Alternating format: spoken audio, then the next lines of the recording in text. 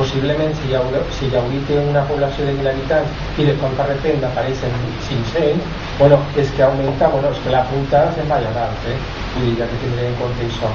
No és que sigui la més pobla de tot el territori, però sí que percentualment és una de les poblacions que més ha augmentat. Perquè, bueno, pues, pot ser un punt d'atracció, perquè en un moment determinat s'ofereixen una sèrie de, bueno, pues, a lo millor el tema de la taronja, a lo millor qüestions econòmiques fonamentalment, imagines, després també per proximitats a grans àrees urbanes, mentre que pots viure també en una localitat sense massa problemes, bueno, perquè n'hi ha polítiques demogràfiques que ho favoreixen, perquè potser l'assentament o el tindre una casa allí és molt més econòmic que en un altre lloc, vull dir, determinades polítiques poden portar a aquestes situacions. Igual que també he comentat que l'Islata, pues, pràcticament, perquè és la més densament poblada, perquè no té pràcticament terme municipal i quan tu fas la ràtio d'habitant per quilòmetre quadrat, pues, se dispara sin elevar, per dir-se no tan. Bé, si voleu que parli... Sí, perdona. No, m'ha tocat el moment que veí qui va a la font. El veí era cada família. Sí, pràcticament són com les famílies. Inclús en els cens ja més actuals, en 1800 i pico, sol aparèixer a més quan apareix utilitzant els padrons i tal, ara perquè tinc accés a aquesta documentació per la meva feina, a vegades sol aparèixer el cap de família i després relacionat tots els que viuen en la unitat familiar o en la casa, i a vegades és que té tot el sistema també. Bé, no m'agrada la província, però ja us he dit que aquestes qüestions a vegades tenen determinades. Endres a Alacant P, Alacant província, Castelló P, el mateix i València P. Però ahí teniu un poc el que serien les agrupacions poblacionals, es que hi ha pràcticament en el període que abarcaria de 2000 a 2007, 2008, 2009. L'únic que passa que, clar, mentre són dades tan actuals com les del últim nou on no es fa, primer que no tinguem dades de tot i, per tant, pues, entre el 6 i el 7 és quan els censos estan ja més tancats. Inclús en algunes coses d'estes, quan vas a fer la consulta pertinent, encara te diu que són dades provisionals. Hi ha diferències entre padrons i cens. És segur que en teoria el cens se feia els anys acabats en 1 i cada 10 anys, mentre que els padrons en un moment determinat es feien cada 5 anys, però després ara pràcticament es fan anuals, inclús de l'any s'actualitzen, perquè bueno, els recursos ho permeten naturalment. Quan queda tot manuscrit, no. Bé, ahí tenim, per exemple, som una nacionalitat en un nombre de municipis molt, molt gran, a lo que seria territori respecte de municipis, perquè sobretot si comparem també en altres àrees. Això no és res, simplement és que tenim 542 municipis, 542 termes municipals i alguns pues, reduïts a tots els centres, distribuïts de manera provincial que correspon que seria la primera línia, el 41 de l'Alacant, 137 de Castelló i 135 principalment que seria la més central. Les ciutats majors de 50.000 habitants tenim 13 ciutats que superen la ràtio i que suponen una concentració poblacional del 44%, el qual vol dir que pràcticament la meitat de la població viu en ciutats el nombre d'habitants és superior a 50.000. I si les distribuïm a nivell provincial, doncs tenim que 7 estan en Alacant, una en Castelló, és la capital, i 5 en València. Per baix, ahí han agarrat pràcticament els paràmetres major i menor, per baix 1.000 habitants o menys, tindrien fins a 222 pobles, fixeu-vos la quantitat de localitats en tan poca població, dels quals 50 localitzarien en Alacant, els barris interiors, la zona interior dels marines, i algunes àrees més cap a l'interior. Després Castelló pràcticament comporta una ràtio importantíssima de 88 i València fins a 84. I després ahir vos parla, per exemple, de 2007, pues el que vos comentava, els 4.855.000 i pico d'habitants distribuïts també per àrees provincials, pues el que té València pràcticament, que seria la província, pues quasi el doble o el 50%, no seria el 50%. I les densitats, ahí tenim les densitats també poblacionals, tenim una densitat molt superior respecte a lo que correspondria a l'Estat i després la més baixa per supost Castelló, la més densament poblada perquè a nivell espacial és la que menys quilòmetres quadrats té, pues seria la zona d'Alcántara. Pues, no sé si es comença alguna de les comarques, pues, per exemple, en aquesta qüestió de variacions que he fet, per exemple, la zona d'esports perd població i passa de tindre 5.695 habitants en 1991 a tindre 5.182.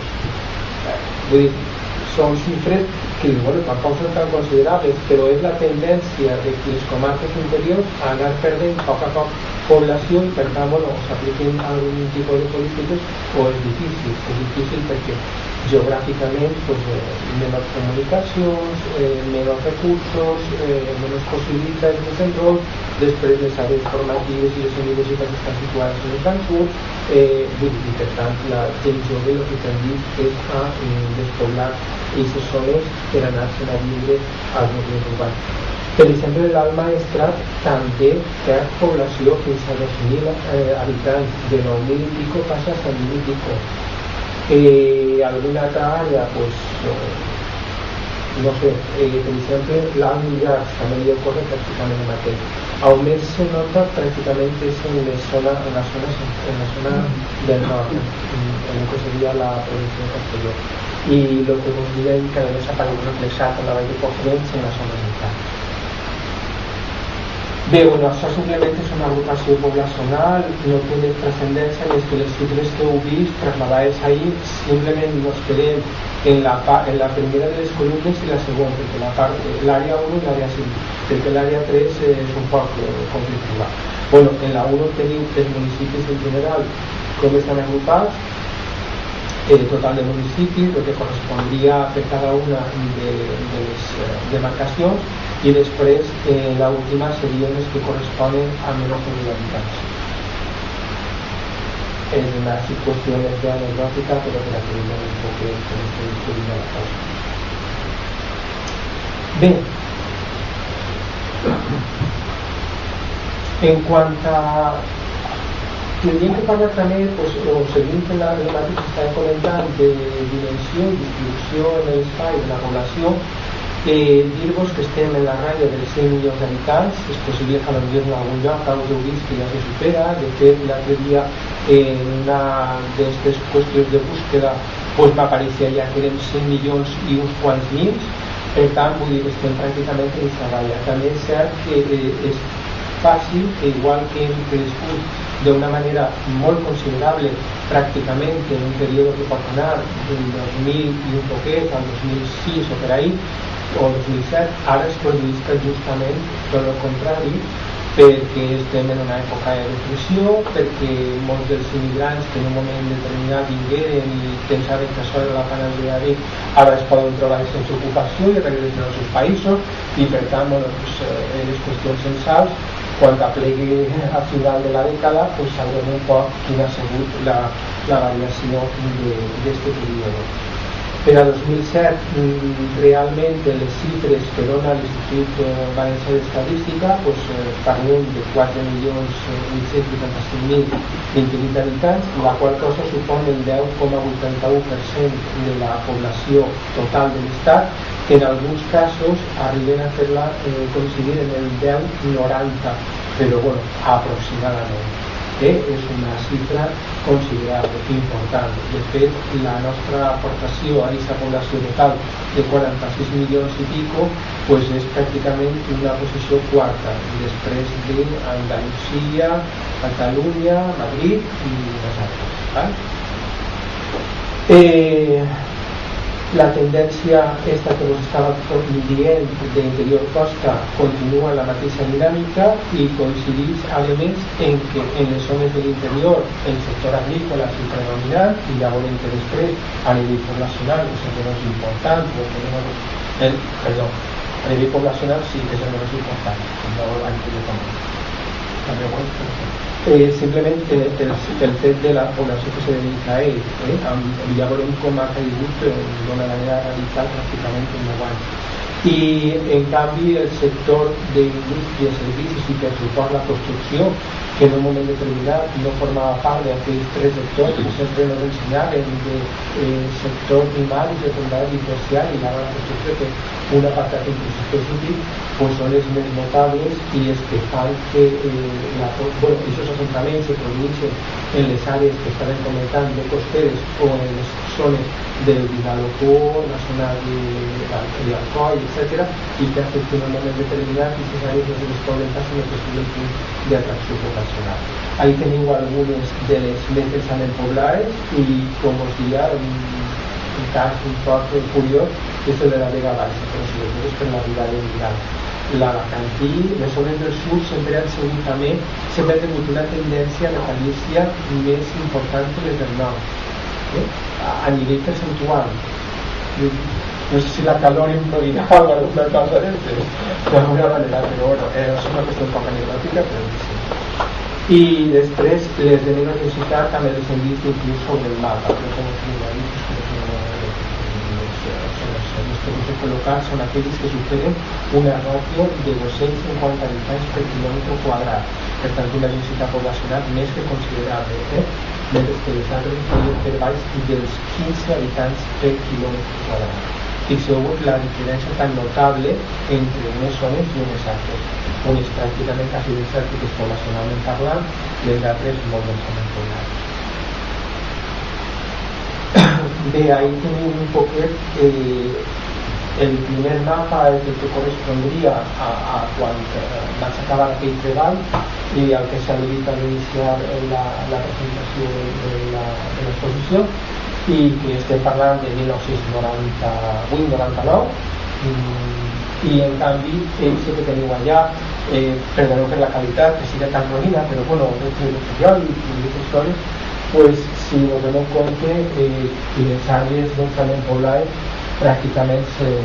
superposen i serien pràcticament igual i per tant estem parlant pràcticament de 2 dècades ja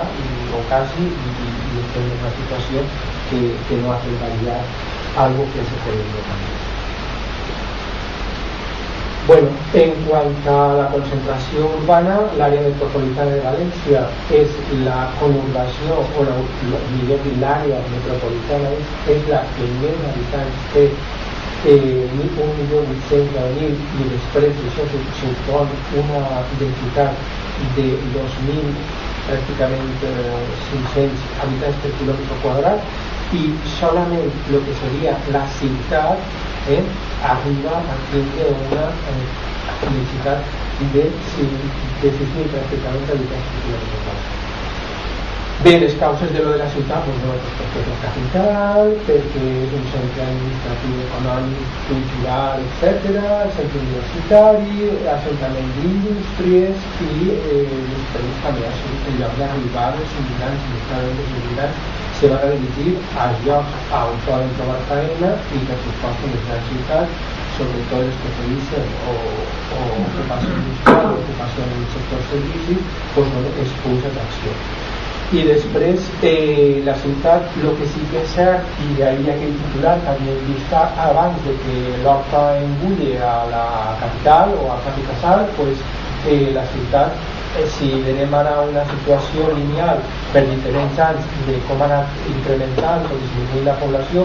veurem que sí, que s'ha produït un increment paulatí, a poc, estem parlant a nivell de 100.000 i pico d'habitants en els anys 40 habitants i que ara estem en 800 i per ahí, normalment. I és perquè no es produeix un gran avanç poblacional en la ciutat perquè genera molta població que se'n va a viure fora de l'extramària i per tant, indubtablement, la pròpia població de la ciutat a vegades ha sigut la que ha generat que aquesta àrea circundant de l'Horta o inclús ja és cedit en alguns casos a la comarca de l'Horta, per exemple el camp de Llíria o per exemple la zona de la Ribera, siguen punts que s'han convertit un poc en dormitoris perquè la gent continua venint a treballar així i demés, però bueno, aquells han crescut poblacionalment, doncs que la ciutat pues, més o menys ho ha fet d'una manera no tan notable.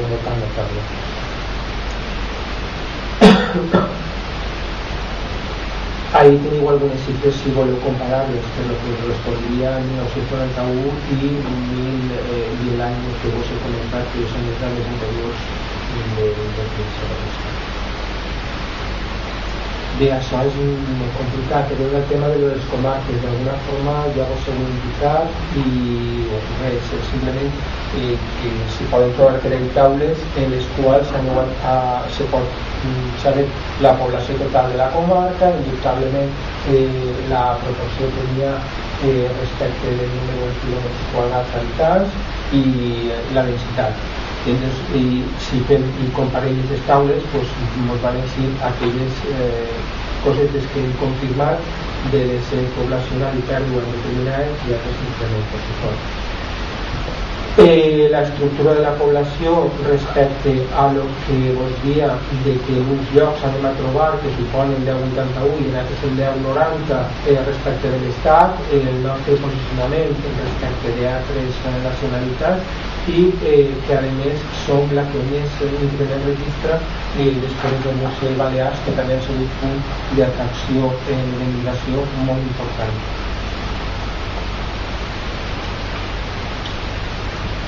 Bé, a tal volta això simplement anem a fixar-nos un poc en les piràmides que hi ha poblacionals. Esta és la que correspondria a 2007 i, bueno, quan se fa algun estudi demogràfic, doncs indubtablement el més important és grups d'edat, és a dir, com està distribuïda la població a nivell d'edat i a més també per sexe, per a saber, bueno, pues, quantitat d'homes, quantitat de dones i com poden i quins grups d'edat estan vivint. Com vegeu ahir, la progressió és de cada 5 anys, si no recordo mal, i bé, les piràmides poblacionals, la simple edició d'elles nos diuen que quan la base és molt ampla i la punta és molt estreta, estem parlant d'una població jove. Quan això va invertir-se, estem parlant d'una població envellida o que serà envellit. I si vos doneu compte, doncs ahí està ocorrent un poc això. De totes maneres, segurament la base a lo millor podria ser inclús més estreta si no hagueren tingut l'aportació d'emigrants, perquè realment ara la natalitat, l'increment de natalitat es deu més a la emigració que ha arribat que no a la gent autòctona, a la gent autòctona que com que valencià de sempre que cometit, val? Per tant, és una qüestió que si ho comparem, per exemple, en altres taules, com les que veiem a continuació, ja vegeu aquesta tendència en l'any 91, que és la que n'hi ha a la part dreta nostra, ja s'observava, ja començava a observar-se, però en canvi, en l'any 81, donaven encara un sentit de població pràcticament jove, perquè les bases continuaven sent molt més amples. I per tant, bueno, pues que això, estem caminant, és una situació similar també a la de l'Estat, i l'Estat també és un poc el mateix. Som una població a nivell europeu envellida.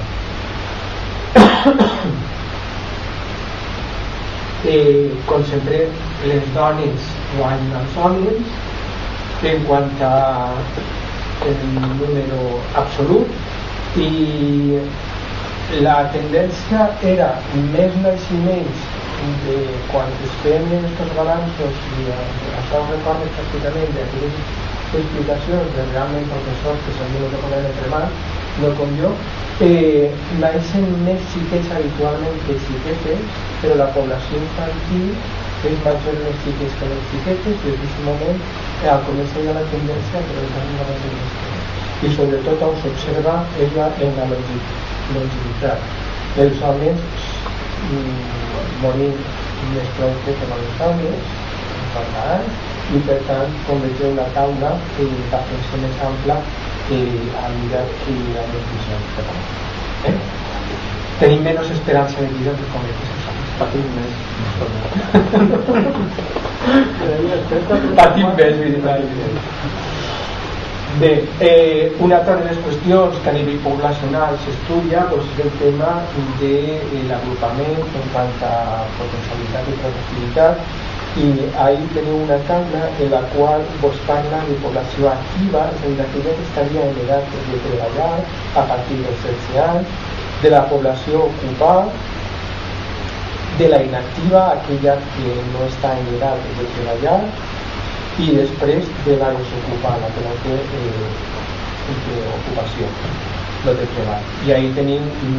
en la taula pues, una comparativa entre l'any 1991 i 2006.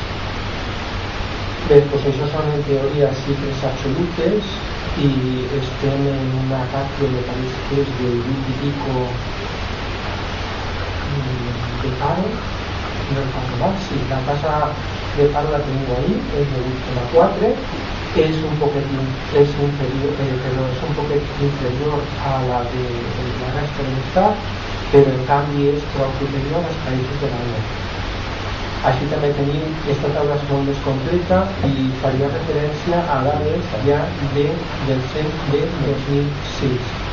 L'activa, l'ocupar per sector, doneu-vos compte que poca població se dedica ja al sector primari o agrícola, quanta se dedica al sector servicis,